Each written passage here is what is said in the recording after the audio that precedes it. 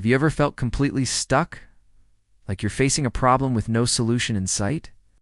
Maybe it's a tough decision at work, a conflict in a relationship, or just figuring out your next step in life. You've thought about it from every angle, made pro and con lists, and asked friends for advice. But you're still just as confused as when you started.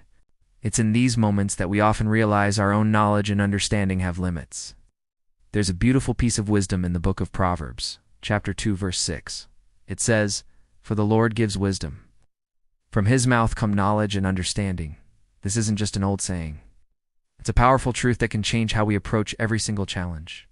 It tells us that true wisdom, the kind that brings clarity and peace, isn't something we can just manufacture on our own. It's a gift.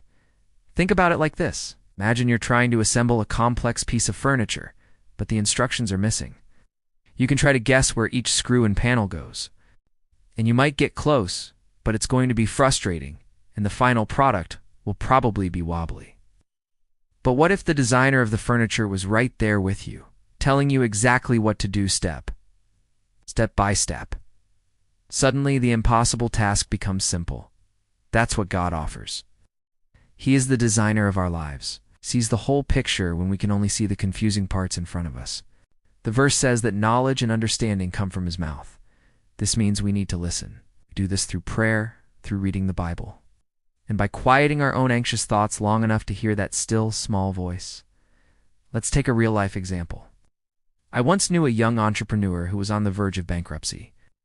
Every business move he made seemed to fail. He was stressed, overwhelmed, and about to give up.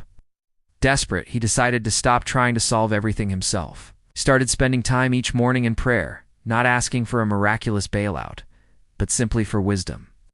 He asked God to show him what he was missing, to give him understanding. Slowly, things began to shift. He didn't win the lottery. Instead, he got a small idea, new way to market his product that he'd never considered. Then another idea came for streamlining his costs. These weren't earth-shattering revelations, but small, practical steps of knowledge and understanding. By following these quiet nudges of wisdom, he gradually turned his business around. He didn't become an expert overnight. He simply learned to listen to the true source of wisdom. So next time you feel stuck, remember Proverbs 2:6.